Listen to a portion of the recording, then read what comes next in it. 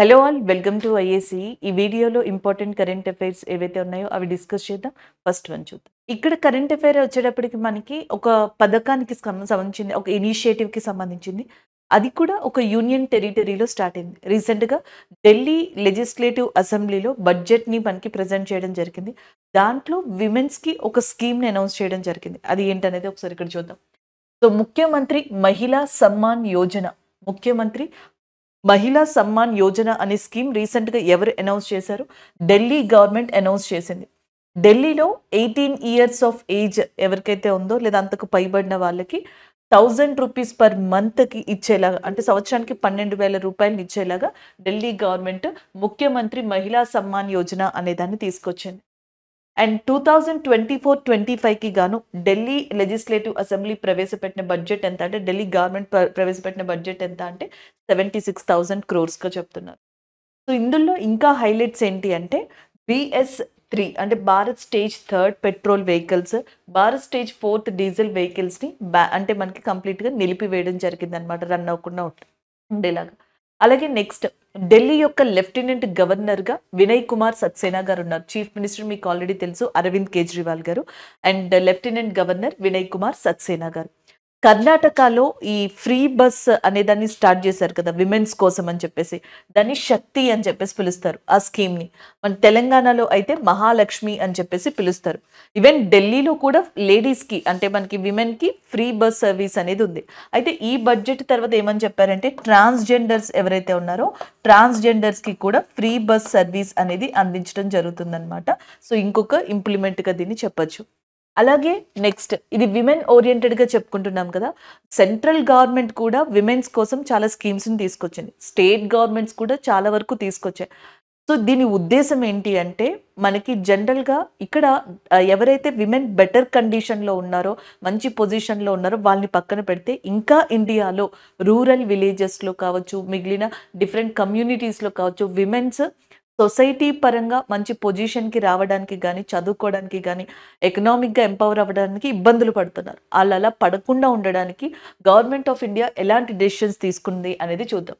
2011 జనాభా లెక్కల ప్రకారం జెండర్ రేషియో ఇండియాలో చాలా మనకేమంటారు డిక్లైన్ లెవెల్‌లో కనిపించిందనమాట, compare to that past census. So ఆ జెండర్ రేషియోని కాపాడుకోవడం కోసం అని చెప్పేసి, ప్రొటెక్ట్ చేసుకోవడం కోసం అని చెప్పి బేటీ బచావో బేటీ పడావో అనే స్కీమ్‌ని government of India 22 Jan 2015 start చేసింది. అది కూడా హర్యానాలో స్టార్ట్ చేసింది. 2011 సెన్సస్ ప్రకారం ద హైయెస్ట్ జెండర్ రేషియో ఉన్న state Kerala, lowest gender ratio ఉన్న స్టేట్ వచ్చేటప్పటికి హర్యానా. సో అందుకనే హర్యానాలో 2015లో ఈ స్కీమ్‌ని స్టార్ట్ చేశారు.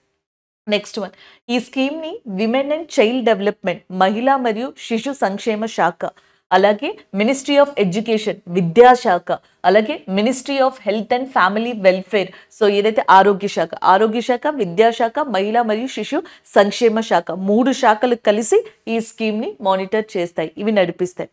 దీని కిందే మళ్ళీ ఇంకొక స్కీమ్‌ని తీసుకొచ్చారు. సో దాన్ని సుకన్య సమృద్ధి యోజన అని చెప్పేసి అంటారు.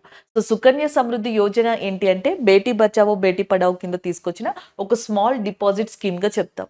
సో మనకి ఎవరైతే ఒక కుటుంబంలో ఫీమేల్ ఉన్నారనుకోండి, ఆడబిడ్డ పుట్టింది అనుకోండి, సో వాళ్ళకి ఏమంటారు ఎకనామిక్ పరంగా సేవింగ్స్ చేయడానికి అని చెప్పేసి దీన్ని తీసుకొచ్చారు. సో దీనికి ఇదివరకు ఇంట్రెస్ట్ రేట్, డిపాజిట్ చేసిన తర్వాత బ్యాంక్‌లో మనకి ఇంట్రెస్ట్ అనేది వస్తది కదా, మనం డిపాజిట్ చేసిన మనీ మీద. సో ఇది వరకు 8% ఉండేది, ఇప్పుడు 8.2% కింద చేశారనమాట. లాస్ట్ ఇయర్ ఈ డెసిషన్ తీసుకున్నారు. అలాగే ఇదంతా కూడా ఈ ప్రోగ్రామ్‌ని చెయ్యాలి అని చెప్పేసి నరేంద్ర మోదీ గారు ఎప్పుడు మనకి పబ్లిక్‌గా అనౌన్స్‌మెంట్ ఇచ్చారంటే, అక్టోబర్ 11న, దీనికన్నా ముందర అక్టోబర్ 11న ఇంటర్నేషనల్ గర్ల్ చైల్డ్ డే, అంతర్జాతీయ మనకి ఏదైతే బాలికల దినోత్సవం ఉంటుందో ఆ రోజున మనకి ఎక్స్‌ప్రెస్ చేయడం జరిగింది, ఇలాంటి దాన్ని తీసుకొస్తాము అని. అలాగే నెక్స్ట్ మనకి Jan 24 national girl child day. So జాతీయ బాలికల దినోత్సవం ఏమో Jan 24, international girl child day ఏమో అక్టోబర్ 11. సో దీన్ని పక్కన పెడితే నెక్స్ట్ వన్ చూడండి, ప్రధానమంత్రి ఉజ్వల యోజన. అనే దాన్ని తీసుకొచ్చారు. మహిళలు జనరల్‌గా ఇండియాలో ఎక్కువగా మనకి కట్టెల పొయ్యి మీద వంట వండుతా ఉంటారు. సో, ఈ వుడెన్ ప్రాసెస్ చేయడం వల్ల వుడ్స్‌ని ఎక్కువగా యూజ్ చేయడం వల్ల కార్బన్ మోనాక్సైడ్, కార్బన్ డయాక్సైడ్ డైరెక్ట్‌గా లంగ్స్‌లోకెళ్ళి విమెన్ డిఫరెంట్ క్యాన్సర్స్‌తో బాధపడుతున్నారు ఇండియాలో. హెల్త్ ప్రాబ్లమ్, ఆస్మా ఇట్లాంటి రిలేటెడ్ ప్రాబ్లమ్స్‌తో బాధపడుతున్నారు. అందుకని వాళ్ళకి దానికి రీప్లేస్‌మెంట్‌గా ఎల్‌పీజీ కనెక్షన్స్‌ని తీసుకురావాలనుకున్నారు. సో, చాలామంది మహిళలు కావచ్చు, వాళ్ళ ఫ్యామిలీస్ కావచ్చు, దీన్ని మనకి ఎకనామికల్‌గా భరించలేవు కాబట్టి, so, government of India launched a scheme which is called as Ujjwala Yojana to support to the women in India and in the point of health and in the point of economic development also. So, ఈ రెండిటి పరంగా. దానికోసం ఏం చేశారు? Free LPG connection ఇవ్వడం start చేశారు. LPG connection తీసుకున్న వాళ్ళకి 1600 వరకు ఫినాన్షియల్ సపోర్ట్‌ని ఇవ్వడం కూడా స్టార్ట్ చేశారనమాట. సో, మనకి ఈ రీఫిల్ జరుగుతా ఉంటది కదా! సిలిండర్ అయిపోయిన తర్వాత ఇంకొకటి రీఫిల్. ఆ రీఫిల్ జరిగినప్పుడు కూడా సబ్సిడీస్ ఇవ్వడం ఇలాంటివన్నీ కూడా స్టార్ట్ చేశారనమాట. సో, మే 1, 2016 పీఎం ఉజ్వల యోజన పథకం అనేది స్టార్ట్ అయింది. అలాగే నెక్స్ట్ మధ్యప్రదేశ్‌లో రీసెంట్‌గా లాడ్లీ బెహన్ యోజన అనేది స్టార్ట్ చేశారు. కర్ణాటకలో శక్తి స్కీమ్ కాకుండా మళ్ళీ గృహలక్ష్మి అనే ఒక పథకాన్ని స్టార్ట్ చేశారు. సో, ఇలాంటి పథకాలన్నీ కూడా రీసెంట్‌గా విమెన్ కోసం స్టార్ట్ అయ్యాయి. హర్యానా యొక్క చీఫ్ మినిస్టర్‌గా మనోహర్ లాల్ ఖట్టార్ గారు, హర్యానా యొక్క గవర్నర్‌గా బండారు దత్తాత్రేయ గారు ఉన్నారు. ఈవెన్ హర్యానాలో రీసెంట్‌గా స్టార్ట్ అయిన స్కీమ్ లాస్ట్ మంత్ వన్ మిత్ర అనే స్కీమ్ స్టార్ట్ అయిందనమాట. సో, వన్ మిత్ర స్కీమ్‌లో ఏంటంటే ఫారెస్ట్ లేకపోతే ఏవైతే చెట్లు, ట్రీస్ ఉంటాయో వాటిని పెంచడానికి ఈ ప్రోగ్రామ్‌ని హర్యానా గవర్నమెంట్ స్టార్ట్ చేసింది. హర్యానాలో చాలా ఫేమస్ ఫెస్టివల్‌గా మనం దేన్ని చెప్పొచ్చంటే సూరజ్ కుంద్ ఫెస్టివల్ అని ఉంటది. సో, దీన్ని one of the famous festival in హర్యానాగా చెప్పొచ్చు.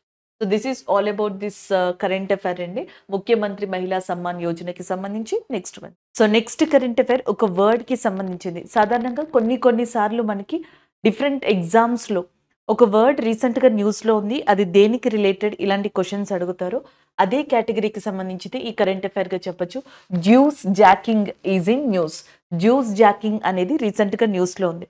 యాక్చువల్‌గా ఈ వర్డ్ ఆర్‌బీఐ యూజ్ చేసింది ఇప్పుడు న్యూస్‌లోకి రావడానికి కారణం ఆర్‌బీఐ ఎవరైతే ఇండియాలో మొబైల్ యూజర్స్ ఉన్నారో వాళ్ళకి జ్యూస్ జాకింగ్ సంబంధించి ఒక వార్నింగ్‌ని, అలర్ట్‌ని ఇవ్వడం జరిగింది. RBI is given alert and warning to that mobile users in India regarding juice jacking సిస్టమ్‌గా చెప్తున్నాం.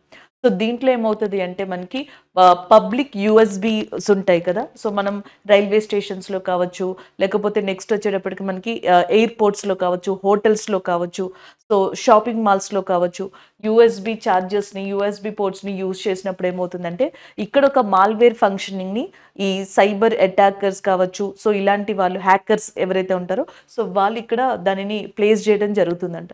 సో, దానివల్ల ఎప్పుడైతే మనం దీన్ని యూజ్ చేసామో మన మొబైల్ ఫోన్‌కి కనెక్టివిటీ చేసి మన మొబైల్ ఫోన్‌లో ఉన్న డేటా అంటే పిక్చర్స్ కావచ్చు, ఇమేజెస్ కావచ్చు, లేకపోతే క్రెడిట్ కార్డ్, డెబిట్ కార్డ్‌కి సంబంధించిన డీటెయిల్స్ కావచ్చు, అకౌంట్ డీటెయిల్స్ ఇవన్నీ కూడా ట్రాన్స్‌ఫర్ అవుతాయంట జనరల్‌గా. సో, అందుకని ఆర్‌బీఐ ఒక వార్నింగ్ ఇచ్చింది. మీ ఓన్ చార్జెస్‌ని యూజ్ చేసుకోండి. పబ్లిక్ యూఎస్‌బీస్‌ని యూజ్ చేసినప్పుడు జాగ్రత్తగా ఉండండి. సో, కనెక్టివిటీస్ గానీ, ఏదైనా ఇన్‌స్టాల్ చేయమని చెప్పేసి వచ్చినా గానీ, అలర్ట్స్ వచ్చినా గానీ జాగ్రత్తగా చెక్ చేసుకోండి అని చెప్పేసి. ఫినాన్షియల్ ఇన్ఫర్మేషన్ ఉంటది కదా! దాన్ని జాగ్రత్తగా స్టోర్ చేసుకోమని ఆర్‌బీఐ ఒక వార్నింగ్‌ని ఇవ్వడం జరిగింది. ప్రెజెంట్ దీని యొక్క కేసెస్ ఇండియాలో బాగా ఎక్కువైపోయినాయంట. జ్యూస్ జాకింగ్‌కి సంబంధించి. అందుకే ఆర్‌బీఐ వార్నింగ్ ఇచ్చింది. ఆర్‌బీఐ యొక్క గవర్నర్‌గా శక్తికాంత దాస్ ఉన్నారు. సో, అది ఒకటి మీరు ఇక్కడ రిపీట్ చేసుకుంటే సరిపోతది. బట్ ఈ వర్డ్‌కి సంబంధించి దేనికి రిలేటెడ్ అంటే అది గుర్తుపెట్టుకోవాలి. అసలు ఈ వర్డ్‌ని ఫస్ట్ టైమ్ 2011లో ఒక జర్నలిస్ట్ యూజ్ చేశారంట. ఎవరైతే మనకి బ్రైన్ క్రాబ్ అనే పర్సన్ ఉన్నారో, బ్రైన్ క్రాబ్ అనే పర్సన్ దీన్ని యూజ్ చేయడం జరిగిందనమాట. సో, మనకి హంగేరీకి న్యూ ప్రెసిడెంట్ రావడం జరిగింది. కొత్త అధ్యక్షురాలు. ఆమె పేరు వచ్చేటప్పటికి Tamas Sulyok. New president of హంగేరీగా చెప్పొచ్చనమాట.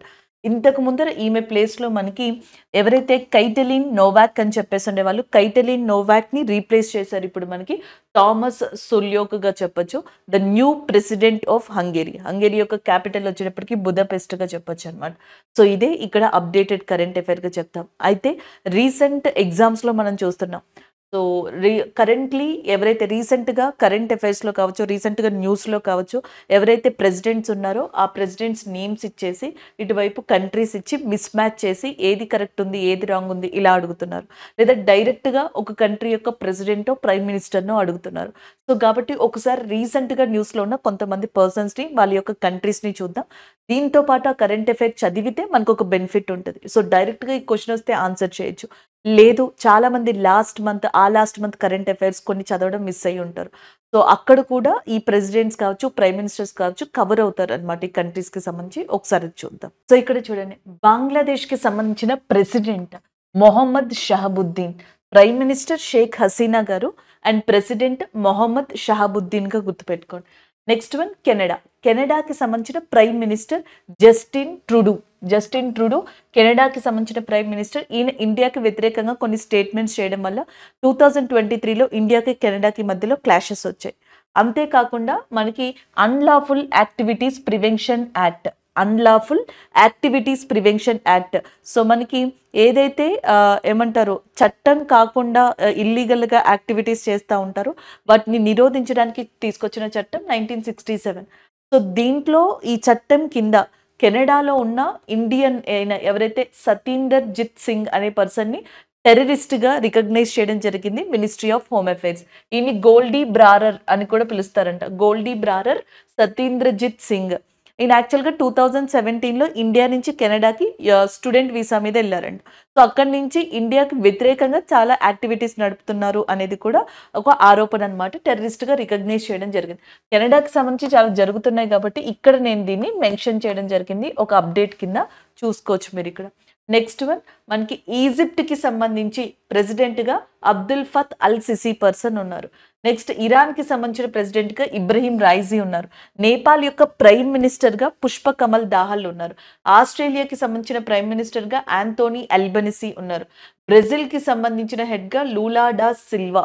G20 సమావేశం ఈ సంవత్సరం ఇక్కడ జరగబోతుంది. ఈయన important. Israel prime minister Benjamin Netanyahu and Iraq యొక్క ప్రెసిడెంట్ అబ్దుల్ లతీఫ్ రషీద్గా చెప్తున్నారు. భూటాన్ యొక్క కింగ్ అండి ఈయన జిగ్మీ కేసర్ నామ్గ్యల్ వాంగ్చుక్ అని చెప్పేసి గుర్తుపెట్టుకోండి.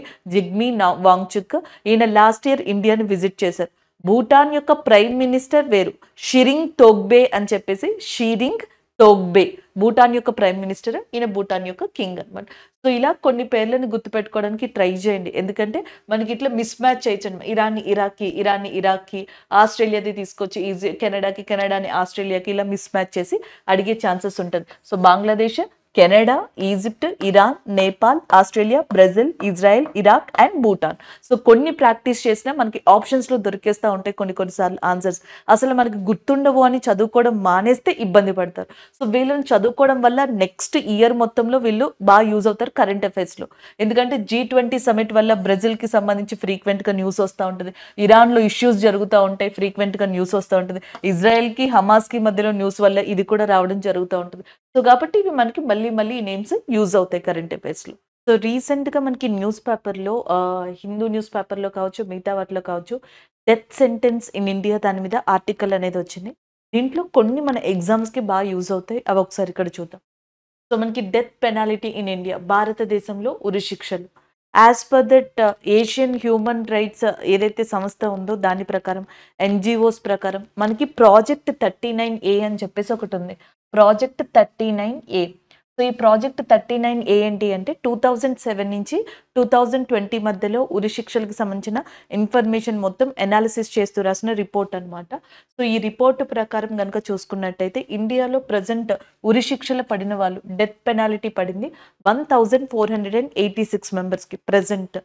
సో దాంట్లో హైయెస్ట్ యూపీ ఉంది 79 మెంబర్స్కి.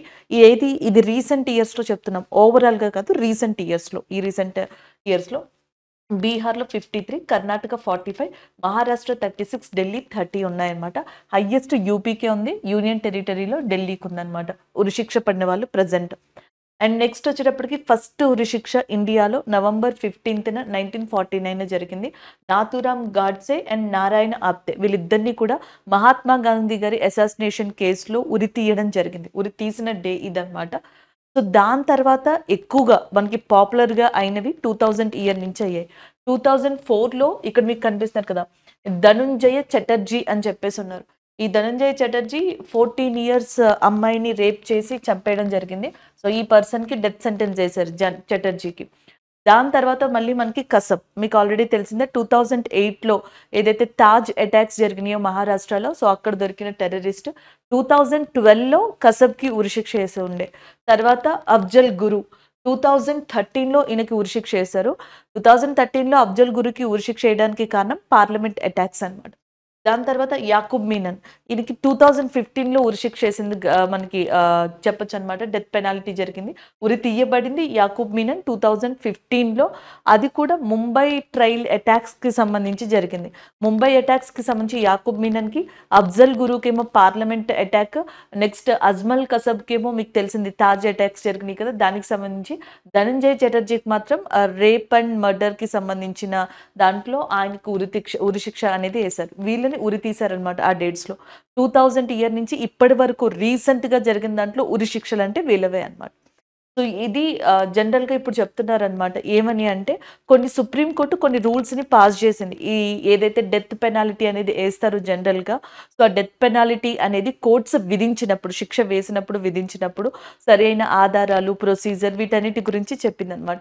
So as per this report project 39A ఒకటి నెక్స్ట్ ఎన్‌జీఓస్ ప్రకారం ఏంటి అంటే సరిగ్గా ట్రయల్ జరగకుండానే ఈ లోయర్ కోర్ట్స్ ఏవైతే ఉంటాయో, సో మనకి ఆ లోయర్ కోర్ట్స్ అన్ని కూడా డెత్ పెనాల్టీని ఏసేస్తున్నాయి. లేకపోతే స్టేట్ హైకోర్ట్స్ ఏవైతే ఉంటాయో సరిగ్గా ప్రొసీడింగ్స్ జరగకుండా ఎవిడెన్స్ అనేది సరిగ్గా కంప్లీట్‌గా ప్రొసీజర్ కాకుండానే ఈ ఉరిశిక్ష అనేది పడుతుంది. డెత్ పెనాల్టీ ఏసుకుంటూ వెళ్తున్నాయి అనేది ఒక ఇంపార్టెంట్‌గా చెప్తున్నారు. ప్రతి 3 డేస్‌కి ఒక ఉరిశిక్ష ఇండియాలో పడుతున్నట్టుగా కూడా జనరల్‌గా అంటే ఉరి తీయడం వేరు, ఉరిశిక్ష వేయడం వేరు. ఉరిశిక్ష వేయడం జరుగుతున్నట్టుగా చెప్పడం జరుగుతుందనమాట. సో దానికి సంబంధించిన అప్డేట్‌గా దీన్ని చెప్పొచ్చు. అలాగే ప్రెసిడెంట్ ఆఫ్ ఇండియాకి క్షమాభిక్ష పెట్టే ఉరిశిక్ష పడిన వ్యక్తికి క్షమాభిక్ష పెట్టే అధికారం ప్రెసిడెంట్ ఆఫ్ ఇండియాకు ఉంది. ఆర్టికల్ 72 కింద. సో ఆర్టికల్ 72 కింద ప్రెసిడెంట్ ఆఫ్ ఇండియాకి డెత్ సెంటెన్స్ పెడితే గనక ఎవరికైనా వాళ్ళకి క్షమాభిక్ష పెట్టే అధికారం, పార్డనింగ్ పవర్ అనేది ప్రెసిడెంట్ ఆఫ్ ఇండియాకి ఈ ఆర్టికల్ కింద ఉంటదనమాట. సో నెక్స్ట్ కరెంట్ అఫైర్ వచ్చేటప్పటికి ఒక సమావేశానికి సంబంధించిందిగా చెప్పొచ్చు. డెఫ్ కనెక్ట్. సో డిఫెన్స్ కనెక్టివిటీ 2024 అనేది ఎక్కడ జరిగింది అంటే న్యూఢిల్లీ. సో ఎవరు ప్రారంభించారు? డిఫెన్స్ మినిస్టర్ అయిన రాజ్‌నాథ్ సింగ్ గారు దీన్ని ప్రారంభించారు. Like armed forces, next industries, startups, వాటికి సంబంధించిన లీడర్స్ వీళ్ళందరినీ ఒకే స్టేజ్ మీదకి తీసుకొచ్చేందుకు ప్రారంభించిన ఒక సమావేశంగా డెఫ్ కనెక్ట్ 2024 అనేదాన్ని చెప్పొచ్చు అనమాట. అదే ఈ కరెంట్ అఫైర్. సో ఇక్కడతో కరెంట్ అఫైర్ అయిపోయింది. జనరల్‌గా ఎవరు ఎక్కడ ప్రారంభించారు అనేది ఈ కరెంట్ అఫైర్ యొక్క మెయిన్ కాన్సెప్ట్. సో క్వశ్చన్ కూడా డైరెక్ట్‌గా ఇలా వచ్చే ఛాన్సెస్ ఉన్నాయి. కొన్ని సార్లు మిక్సప్ క్వశ్చన్స్ వస్తాయండి. ఎలా వస్తాయి అంటే which of the following is correct regarding to that deaf connect recently in news అని చెప్పేసి ఇవ్వచ్చు. ఇచ్చి సో ఫస్ట్‌ది ఇది న్యూఢిల్లీలో జరిగింది అని చెప్పేసి ఇస్తారు. రెండోది వచ్చేటప్పటికి దీన్ని రాజ్‌నాథ్ సింగ్ గారు కన్నా హోమ్ మినిస్ట్రీ ఉంది చూసారా మనకి. సో హోమ్ మినిస్టర్ ప్రారంభించారు అమిత్ షా గారు, లేకపోతే ప్రైమ్ మినిస్టర్ నరేంద్ర మోదీ గారు ప్రారంభించారు. ఇలా ఒక ఆప్షన్ మిస్‌లీడ్ చేస్తారనమాట. దాని కింద డిఫెన్స్‌కి సంబంధించిన ఏదో ఒక కరెంట్ అఫైర్‌ని వేరే దాన్ని అంటే అసలు ఈ మ్యాటర్‌కి సంబంధించింది కాకుండా డిఫెన్స్ రిలేటెడ్‌లోనే ఇంకొకటి యాడ్ చేస్తారనమాట. సో ఈ మూడిట్లో ఏది కరెక్ట్, ఏది రాంగ్. ఇది వరకంటే డైరెక్ట్ కరెంట్ అఫైర్ ఇలాగే వచ్చేది. మీరు ఇలా చదువుకోవడం వల్ల చాలా మంది స్టూడెంట్స్ ప్రాబ్లమ్ ఫేస్ చేసేవాళ్ళు కాదు. సో ఇప్పుడు కరెంట్ అఫైర్స్‌లో కొంతమంది ఎందుకు ఇబ్బంది పడుతున్నారంటే ఎక్స్‌ట్రీమ్ లెవెల్, బాగా వర్స్ట్ కండిషన్ అంటాం చూసారా, ఆ టైంలో వచ్చే పేపర్ ఎలా ఉంటది అంటే మిక్స్డ్ అప్ ఆప్షన్స్ అండి. క్వెషన్ కాన్సెప్ట్ అనేది ఒకే ఫీల్డ్‌కి సంబంధించింది అయి ఉంటది. ఆప్షన్స్ మిక్స్డ్ అప్ ఆప్షన్స్ వస్తాయి. మనం డెఫ్ కనెక్ట్ చదువుకుని వెళ్తాం. ఫస్ట్ 2 ఆప్షన్స్‌లో అవి ఉండడం వల్ల మనకి ఈజీ అయిపోతది. మూడో ఆప్షన్‌కి కన్‌ఫ్యూజ్ అవుతా ఉంటారు. సో థర్డ్ ఆప్షన్స్‌లో ఎలాంటివి ఉంటాయంటే లైక్ సీడీఎస్ చీఫ్‌గా అనిల్ చౌహాన్ గారు ఉన్నారు. దానికి దీనికి సంబంధం లేదు. కానీ డిఫెన్స్‌కి సంబంధించి కదా ఈయన కూడా మరి. సో డిఫెన్స్‌కి సంబంధించి అడుగుతారనమాట. సో సీడీఎస్ చీఫ్‌గా అనిల్ చౌహాన్ గారు ఉన్నారు. యాక్చువల్‌గా మనకి సీడీఎస్ అనేదాన్ని 2020లో తీసుకొస్తామని చెప్పి స్టార్ట్ చేశారనమాట. ఫస్ట్ చీఫ్ గానేమో మనకి బిపిన్ రావత్ గారిని తీసుకొచ్చారు. సెకండ్ 9 ప్లేస్‌లో అనిల్ చౌహాన్ గారిని తీసుకురావడం జరిగింది. ఇలాగొకటి అడగొచ్చు. లేదా ఒకదాన్ని ఏదో ఒక ప్రెజెంట్ కరెంట్ అఫైర్‌ని దీంట్లో యాడ్ చేసిస్తారు. మిలాన్ అనేది దీంట్లో వన్ ఆఫ్ ద పార్ట్‌గా ఉంది. అలాంటి క్వెషన్స్ ఇస్తారు. మిలాన్ అనేది యుద్ధ విన్యాసం. ఇండియన్ నేవీ కండక్ట్ చేసే అతిపెద్ద యుద్ధ విన్యాసం విశాఖపట్నంలో రీసెంట్‌గా కండక్ట్ చేశారు. ధర్మ గార్డియన్ అనేది కూడా ఎక్సర్సైజే. ఇండియాకి, జపాన్‌కి సంబంధించి రీసెంట్‌గా మనకి దీన్ని కండక్ట్ చేయడం జరిగింది. అలాగే నెక్స్ట్ దోస్తీ 16, ఫ్రెండ్‌షిప్ 16 అని కూడా అంటారనమాట. India and as well as Maldives, Sri Lanka. India, Maldives, Sri Lanka కలిసి నిర్వహించిన యుద్ధ విన్యాసంగా దీన్ని చెప్పొచ్చు. అలాగే సముద్ర లక్ష్మణ్ అని చెప్పేసి ఇండియా, మలేషియా కండక్ట్ చేసిన యుద్ధ విన్యాసం విశాఖపట్నంలో. సో ఇలా ఒక కాంబినేషన్ అడుగుతారు. లేదా ఇలాంటి క్వశ్చన్స్ చూడండి. సిఐఎస్ఎఫ్ పార్లమెంట్ యొక్క సెక్యూరిటీని ఇప్పుడు సిఐఎస్ఎఫ్ కి అందించారు కదా, central industrial security force. So దీనికి హెడ్ గా నీనా సింగ్ గారు ఉన్నారనమాట, డైరెక్టర్ గా. ఎన్ఎస్జి, సో మనకి ఏదైతే నేషనల్ సెక్యూరిటీ గార్డ్ అంటాం కదా, నేషనల్ సెక్యూరిటీ గార్డ్ కి డైరెక్టర్ గా హెడ్ గా ఎవరు ఉన్నారంటే దల్జిత్ సింగ్ చౌదరి ఉన్నారు. దల్జిత్ సింగ్ చౌదరి గారే మనకి ఇప్పుడు ఏదైతే సహస్ర సీమా బల్ అనే దానికి కూడా ఈయన హెడ్ గా ఉండడం జరిగింది అనమాట. సిఆర్పిఎఫ్ కి సంబంధించి అనీష్ దయాల్ సింగ్ గారు ఉన్నారు. ఐటీబీపీకి రాహుల్ రస్గోత్రా గారు ఉన్నారు. రాహుల్ గారు ఐటీబీపీకి, సిఆర్పిఎఫ్ కి అనీష్ దయాల్ గారు, సిఐఎస్ఎఫ్ కి నీనా సింగ్ గారు, అలాగే నెక్స్ట్ ఎన్ఎస్జికి అండ్ ఎస్ఎస్బికి కూడా మనకి దల్జిత్ సింగ్ చౌదరి గారు ఉన్నారు. లేదా ఇండియన్ ఆర్మీ డే అనేది మనం ఎప్పుడు సెలబ్రేట్ చేసుకుంటామంటే జాన్ 15న, ఇండియన్ నేవీ డే అనేది December 4th, Indian air force day అనేది October 8th. సో ఇవి చూడడానికి చాలా ఈజీగా ఉంటాయి ఈ డేస్ అనేవి. కాకపోతే ఆప్షన్ ఏలోనేమో న్యూఢిల్లీలో జరిగింది, ఆప్షన్ బిలోనేమో రాజ్నాథ్ సింగ్ ప్రారంభించారు, ఆప్షన్ సిలో మనకి Jan 9th Indian army day celebrate చేసుకుంటారు. అలా ఇచ్చారు అనుకోండి, సో ఆ టైంలో వెంటనే మనకి ఇమీడియట్ గా స్ట్రైక్ అవుతుందన్నమాట. సో ఈ కాంబినేషన్ క్వశ్చన్స్ రీసెంట్ గా మనం చూస్తున్నాం. కరెంట్ అఫైర్స్ ని మీరు చదువుకున్నప్పుడు ఇది కూడా దృష్టిలో పెట్టుకున్నారు అనుకోండి, మీకు అంత ఇబ్బందిగా పేపర్ అనేది అనిపించదు అనమాట. Next current affair award related, కాకపోతే మహారాష్ట్ర స్టేట్ గవర్నమెంట్ ఇచ్చింది. మహారాష్ట్ర స్టేట్ గవర్నమెంట్ లోనే హైయెస్ట్ అవార్డుగా మహారాష్ట్ర భూషణ్ అవార్డ్ అనే దాన్ని చెప్తారు. దాన్ని 1996లో స్టార్ట్ చేశారు. 2024లో మహారాష్ట్ర భూషణ్ అవార్డ్ అనేది ప్రదీప్ మహాజన్ గారికి మెడిసిన్ ఫీల్డ్లో కాంట్రిబ్యూషన్ చేసినందుకు ఇవ్వడం జరిగింది. 2023లో ఇదే మహారాష్ట్ర భూషణ్ అవార్డ్ని అశోక్ షరాఫ్ అనే పర్సన్కి ఇవ్వడం జరిగింది. ఈ అవార్డు ఎవరైతే అందుకుంటారో వాళ్ళకి 25 lakhs క్యాష్ ప్రైజ్ అనేది కూడా ఇవ్వడం జరుగుతుంది. 25 లక్షల క్యాష్ ప్రైజ్ ఇస్తారు. 1996లో స్టార్ట్ అయింది. 2022లో అశోక్ సరాఫ్ అందుకున్నారు. 2023లో అశోక్ సరాఫ్ అందుకున్నారు. 2024లో ప్రదీప్ మహాజన్ గారు ఈ అవార్డుని రీసెంట్గా అందుకోవడం జరిగింది. మహారాష్ట్ర యొక్క చీఫ్ మినిస్టర్గా ఏక్నాథ్ షిండే, మహారాష్ట్ర యొక్క గవర్నర్గా రమేష్ బయాస్ గారు ఉన్నారు. నెక్స్ట్ వన్, రీసెంట్ అవార్డ్స్ చూడండి. బ్రిటన్ ఇచ్చే వన్ ఆఫ్ ద హైయెస్ట్ అవార్డ్గా నైట్హుడ్ అనే బిరుదుని చెప్పొచ్చు. బిఫోర్ ఇండిపెండెన్స్ రవీంద్రనాథ్ ఠాగూర్ గారు లాంటి వాళ్ళు ఈ అవార్డు అందుకున్నారు. After independence so knighthood award అనేది సునీల్ భారతి బిట్టర్ రిసీవ్ చేసుకోవడం జరిగింది. Global Jain peace ambassador award Lokesh Muni garu అందుకున్నారు.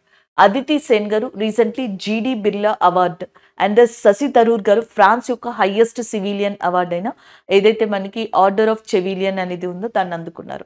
గుల్జార్ అండ్ జగద్గురు రామభద్రాచార్య, సో జగద్గురు రామభద్రాచార్య గుల్జార్ గారు రీసెంట్గా జ్ఞానపీఠ అవార్డుని అందుకోవడం జరిగింది. జ్ఞానపీఠ అవార్డుని గుల్జార్ గారు, జగద్గురు రామభద్రాచార్యులు గారు, Shashi Tharoor garu France highest.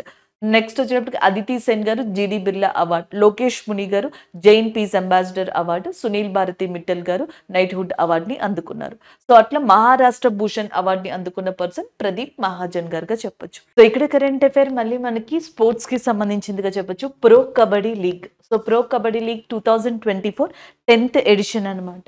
So మనకి 10th సీజన్ అని కూడా అనొచ్చు. హైదరాబాద్లో జరిగింది. హైదరాబాద్ జిఎంసి బాలయోగి స్టేడియంలో జరిగింది. అండ్ ఫైనల్ మ్యాచ్ వచ్చేటప్పటికి ఒకటి మనకి పునేరి పాల్తాన్ హర్యానా స్టీలర్స్ కి మధ్యలో జరిగింది. విన్నర్స్ గా పునేరి పాల్తాన్ ఉన్నారు అండ్ రన్నర్స్ గా హర్యానా స్టీలర్స్ ఉండడం జరిగింది. సో పాల్తాన్ టీంకి వచ్చేటప్పటికి అస్లాం ఇనామ్దార్ కెప్టెన్ గా ఉన్నారు. హర్యానా టీంకి వచ్చేటప్పటికి జైదీప్ దాహియా గారు మనకి కెప్టెన్ గా ఉండడం జరిగింది. 2014లో ఈ ప్రో కబడ్డీ లీగ్ అనేది స్టార్ట్ అయిందనమాట. ఫస్ట్ టైం విన్ అయింది జైపూర్ పింక్ ప్యాంథర్స్. సో ఎక్కువ సార్లు విన్ అయింది పాట్నా పైరేట్స్, 3 సార్లు విన్ అయ్యారు ప్రో కబడ్డీ లీగ్ అనేది. 2024లో మాత్రం పునేరి పాల్తాన్ ఈ మ్యాచ్ ఏదైతే ఉంటుందో కబడ్డీ లీగ్ దీన్ని విన్ అవ్వడం జరిగింది. సో జనరల్గా రైల్వేస్లో ఎస్ఎస్సిలో ఇలాంటి క్వశ్చన్స్ అడుగుతారండి. కబడ్డీలో ఎంతమంది ప్లేయర్స్ ఉంటారు, బాస్కెట్బాల్లో ఎంతమంది ఉంటారు, ఇట్లా కబడ్డీలో 7 మెంబర్స్ జనరల్గా ప్లేయర్స్ ఉంటారు అనమాట, 7 ఉంటారు ఒక టీంలో. సో ఇక్కడ కరెంట్ అఫైర్ జనరల్గా చూసినట్టయితే మనకి ఒక ఇనిషియేషన్కి సంబంధించిందిగా చెప్పొచ్చు. హజ్ సువిధ యాప్, సో హజ్ సువిధ యాప్ అనే దాన్ని రీసెంట్గా మనకి ministry of women and child development ఎవరైతే స్మృతి ఇరానీ గారు ఉన్నారో, శిశు మరియు స్త్రీ సంక్షేమ శాఖకు సంబంధించిన మంత్రి, మైనారిటీకి సంబంధించి కూడా ఈమె మినిస్టర్గా ఉన్నారు. సో ఈమె హజ్ సువిధ యాప్ అనే దాన్ని లాంచ్ చేశారు. దాంతో పాటుగా న్యూఢిల్లీలోనే హజ్ గైడ్ అనే దాన్ని కూడా లాంచ్ చేశారు. హస్గైడ్ మనకి యాక్చువల్‌గా last time Saudi Arabia release చేసింది లాస్ట్ టైమ్‌లో 2022 ఆ టైమ్‌లో 14 లాంగ్వేజెస్‌లో రిలీజ్ చేసింది. మన వాళ్ళు ఇప్పుడు హస్గైడ్ అనే దాన్ని 10 లాంగ్వేజెస్‌లో రిలీజ్ చేశారు. దాంట్లో తెలుగు, హిందీ, ఇంగ్లీష్, ఉర్దూ, తమిళ్, కన్నడ, బెంగాలీ ఈ లాంగ్వేజెస్‌లో మెయిన్‌గా మనకి ఈ హస్గైడ్ అనేది మెయింటైన్ చేశారనమాట. సో, దీంట్లో అసలు మనకి ఎట్లా ఎళ్ళాలి, ట్రావెలింగ్‌కి సంబంధించిన డీటెయిల్స్ ఏంటి ఇవన్నీ కూడా దీంట్లో మెన్షన్ చేశారు. హజ్ యాత్రని చాలా మంది మనకి భారతీయులు ప్రతి ఏటా కూడా సౌదీ అరేబియాకి చేస్తా ఉంటారనమాట. సౌదీ అరేబియాతో ఇండియాకున్న యుద్ధ విన్యాసంగా సదా తాన్సిక్ అనేదాన్ని చెప్పొచ్చు. Indian army, Saudi Arabian army conduct చేసే యుద్ధ విన్యాసం. హజ్ సువిధా పోర్టల్ ఎవరు లాంచ్ చేశారు? స్మృతి ఇరానీ గారు. లాస్ట్ మంత్‌లో స్వాతి పోర్టల్ అనేది రిలీజ్ అయింది. ఇదేంటి విమెన్‌కి సంబంధించి సైంటిఫిక్ నాలెడ్జ్‌ని ఇంప్రూవ్ చేసుకునేందుకు, ఎంపవర్‌మెంట్ ఇచ్చేందుకు మనకి ప్రిన్సిపల్ సైంటిఫిక్ అడ్వైజర్ ఎవరైతే అజయ్ కుమార్ సూదు గారు ఉన్నారో ఆయన చేత స్వాతి పోర్టల్ అనే దాన్ని మనకి రిలీజ్ చేయించారు. అప్నా చంద్రయాన్ అనేది ఎడ్యుకేషన్ మినిస్టర్ అయిన ధర్మేంద్ర ప్రధాన్ గారు రీసెంట్‌గా రిలీజ్ చేయడం జరిగిందనమాట. సో, ఇది వాటికి సంబంధించిన కరెంట్ అఫైర్ అండి. నెక్స్ట్ వన్ చూద్దాం. So, next one north east ఇండియాలో ఇంటర్నేషనల్ ఫిల్మ్ ఫెస్టివల్ అనేది స్టార్ట్ చేశారనమాట. సో, అది కూడా ఎక్కడ స్టార్ట్ చేశారంటే మణిపూర్‌లో మార్చ్ 3 నుంచి మార్చ్ 7 మధ్యలో జరుగుతుంది. సో, నార్త్ ఈస్ట్ ఇండియాలో ఫిలిమ్స్‌కి సంబంధించి చలనచిత్రాలకు సంబంధించి ఒక అవేర్‌నెస్ ఇచ్చేందుకు సో, మనకి ఇంటర్నేషనల్ ఫిల్మ్ ఫెస్టివల్ అనేది north India international film festival ప్రారంభించారు. International film festival last year మనకి గోవాలో జరిగిందండి. North east India international film festival అనేది మణిపూర్‌లో జరుగుతుంది. మణిపూర్ యొక్క చీఫ్ మినిస్టర్‌గా బిరేన్ సింగ్ గారు ఉన్నారు. మణిపూర్ యొక్క గవర్నర్‌గా అనసూయ ఉకై గారు ఉన్నారు. సో, అరుణాచల్ ప్రదేశ్‌లో like zero valley music festival లాంటివి అరుణాచల్ ప్రదేశ్‌లో జరుగుతాయి. హార్న్‌బిల్ ఫెస్టివల్ లాంటివి నాగాలాండ్‌లో జరుగుతా ఉంటాయి. బిహు ఫెస్టివల్ లాంటిది, చాందూబీ ఫెస్టివల్ లాంటివి అస్సాంలో జరుగుతా ఉంటాయి.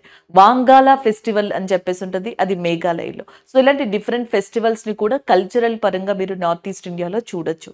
అయితే ఫస్ట్ టైమ్ మనకి ఇంటర్నేషనల్ ఫిల్మ్ ఫెస్టివల్ జరుగుతుంది నార్త్ ఈస్ట్ ఇండియాలో. అది కూడా మణిపూర్‌లో దీన్ని కండక్ట్ చేస్తున్నారు. సో, ఇక్కడ నెక్స్ట్ వచ్చేటప్పటికి international Gita Mahotsav 5th edition అన్నమాట. 5వ ఎడిషన్ అయిన అంతర్జాతీయ గీతా మహోత్సవ్ శ్రీలంకలో జరిగింది. 1st మార్చ్ నుంచి 3rd మార్చ్ మధ్యలో ఈ మహోత్సవాన్ని కండక్ట్ చేశారనమాట. సో, నెక్స్ట్ వచ్చేటప్పటికి హర్యానాలోని కురుక్షేత్ర డెవలప్‌మెంట్ బోర్డ్ ఏదైతే ఉందో సో, దాని యొక్క సహకారంతో ఇక్కడ ఫస్ట్ టైమ్ శ్రీలంకలో ఇప్పటి వరకు జరగలేదు ఇలాగా. సో, శ్రీలంకలో ఫస్ట్ టైమ్ మనకి ఇంటర్నేషనల్ గీతా మహోత్సవ్ అనే దాన్ని సెలబ్రేట్ చేయడం జరిగింది. ఈ సందర్భంగా మార్చ్ 1 నుంచి 3 వరకు కదా ఇక్కడ జరిగింది. మార్చ్ 4న శ్రీలంక పార్లమెంట్‌కి ఒక భగవద్గీత కాపీని కూడా ఇవ్వడం జరిగిందనమాట. భగవద్గీత కాపీని ఒక దాన్ని మనకి శ్రీలంక పార్లమెంట్‌లో 4th మార్చ్‌న ఇవ్వడం జరిగింది. అలాగే సంతోష్ జా అని చెప్పేసి ఉన్నారు. సంతోష్ జా వచ్చేటప్పటికి హై కమిషనర్ టు దట్ శ్రీలంకగా చెప్పొచ్చనమాట. Santosh Jha garu. And next శ్రీలంకకి 2 Capitals ఉన్నాయి. కొలంబో, జయవర్ధనపుర కోటె. అలాగే రనిల్ విక్రమసింఘే శ్రీలంక యొక్క ప్రెసిడెంట్‌గా ఉన్నారు. దినేష్ గుణవర్ధనే శ్రీలంక యొక్క ప్రైమ్ మినిస్టర్‌గా ఉన్నారు. Pearl of Indian ocean, tear of Indian ocean, tear in Indian ocean. హిందూ మహాసముద్రంలో నీటి చుక్క, హిందూ మహాసముద్రపు ముత్యపు చుక్క అని చెప్పేసి శ్రీలంకని పిలుస్తారు. శ్రీలంకకి ఇండియాకి మధ్యలో ఏదైతే మనకి ఒక ఆనకట్ట ఉందో లేకపోతే ఒక బ్యారేజ్ లాంటిది ఉందో దానిని మనకి ఆడమ్స్ బ్రిడ్జ్ లేదా రామసేతు వారధి అని కూడా పిలుస్తారు. శ్రీలంకకి ఇండియాకి మధ్యలో ఉన్న యుద్ధ విన్యాసాన్ని స్లినెక్స్ అని చెప్పేసి అంటారు. సో, శ్రీలంక యూపీఐని యాక్సెప్ట్ చేసిన రీసెంట్ కంట్రీస్‌లో ఒకటి. మారిషియస్ అండ్ శ్రీలంక 2 కూడా యాక్సెప్ట్ చేశాయి. మన ఎస్‌బీఐ యొక్క ఏటీఎంని అక్కడ ఇనాగ్రేట్ చేసాం. ఎస్‌బీఐ బ్రాంచెస్‌ని శ్రీలంకలోని ట్రింకోమలే లాంటి ప్రాంతాల్లో మనం ఏర్పాటు చేయడం కూడా జరిగిందనమాట. సో, అది శ్రీలంకకి సంబంధించిన కొంతవరకు అప్డేట్ అని చెప్పొచ్చు. అలాంటి శ్రీలంకలో first time international Gita Mahotsav అనే దాన్ని మనం కండక్ట్ చేయడం జరిగిందనమాట. Samudra Laksamana is a exercise between that India and Malaysia recently held in Visakhapatnam in Andhra Pradesh. ఆంధ్రప్రదేశ్లోని విశాఖపట్నంలో సముద్ర లక్ష్మణ అనేది మనకి ఒక యుద్ధ విన్యాసం అనమాట. రీసెంట్‌గా ఇండియాకి మలేషియాకి మధ్యలో కండక్ట్ చేయబడింది. సో, ఈ యుద్ధ విన్యాసం 2 ఫేజెస్‌లో జరిగింది. Harbour phase, sea phase. Harbour ఫేజ్‌లోకి వచ్చేటప్పటికి ఏంటంటే అఫీషియల్స్ 2 కంట్రీలకి సంబంధించిన ఇండియన్ నేవీ అఫీషియల్స్ యొక్క సమావేశాలు జరిగాయి. సీ ఫేజ్ వచ్చేటప్పటికి ఇండియా తరపున ఐఎన్ఎస్ కిల్తాన్ అండ్ మలేషియా తరపున కేడీ లేకిర్ ఏదైతే ఉందో ఈ 2 షిప్స్ కూడా పార్టిసిపేట్ చేసే వేరియస్ సీ ఆపరేషన్స్‌లో.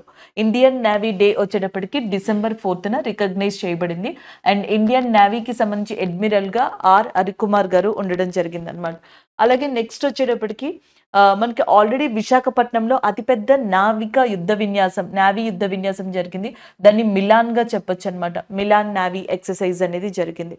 సో, దాదాపుగా మోర్ దెన్ 50 కంట్రీస్ దీంట్లో పార్టిసిపేట్ చేయడం జరిగింది. This is all about that సముద్ర లక్ష్మణ ఎక్సర్‌సైజ్. నెక్స్ట్ వన్ చూద్దాం. సో, ఇక్కడ చూద్దాం. ఫస్ట్‌ది వచ్చేటప్పటికి ముఖ్యమంత్రి మహిళా సమ్మాన్ యోజన అని చెప్పేసి ఉంది కదా! సో, దాని గురించి డిస్కస్ చేసాం. ఢిల్లీ గవర్నమెంట్ స్టార్ట్ చేసింది. Per month ₹1000 18 years age above ఉన్న వాళ్ళకి ఇవ్వడం స్టార్ట్ చేస్తదనమాట ఈ పథకం కింద. జ్యూస్ జాకింగ్ అనేది ఒక హై అలర్ట్ ఆర్‌బీఐ ఇచ్చిందది. నెక్స్ట్ థామస్ ష్యులోక్ ఎవరైతే ఉన్నారో ఈమె హంగేరీకి ప్రెసిడెంట్‌గా రావడం జరిగింది. డెత్ పెనాల్టీకి సంబంధించిన ఒక ఆర్టికల్ వచ్చింది. దాని గురించి డిస్కస్ చేసాం. డిఫెన్స్ కనెక్ట్ 2024 న్యూఢిల్లీలో రాజ్‌నాథ్ సింగ్ గారు ప్రారంభించారు. నెక్స్ట్ మహారాష్ట్ర భూషణ్ అవార్డ్ అనేది మహారాష్ట్ర యొక్క హైయెస్ట్ అవార్డ్ అది. సో, దాన్ని రీసెంట్‌గా అనౌన్స్ చేయడం జరిగింది. నెక్స్ట్ ప్రో కబడ్డీ గురించి డిస్కస్ చేసుకున్నాం. అండ్ నెక్స్ట్ వచ్చేటప్పటికి హత్ సువిధ యాప్‌ని స్మృతి ఇరానీ గారు లాంచ్ చేశారు. And north east India international film festival అనేది మణిపూర్‌లో స్టార్ట్ అయింది. ఇంటర్నేషనల్ గీతా మహోత్సవ శ్రీలంకలో 5th ఎడిషన్‌ని స్టార్ట్ చేశారు. సముద్ర లక్ష్మణ్ అనేది ఇండియాకి, మలేషియాకి విశాఖపట్నంలో జరిగిన ఎక్సర్‌సైజ్‌గా చెప్పొచ్చు. సో, ఇవి ఈరోజు మనం డిస్కస్ చేసుకున్న కరెంట్ అఫైర్స్. Thank you.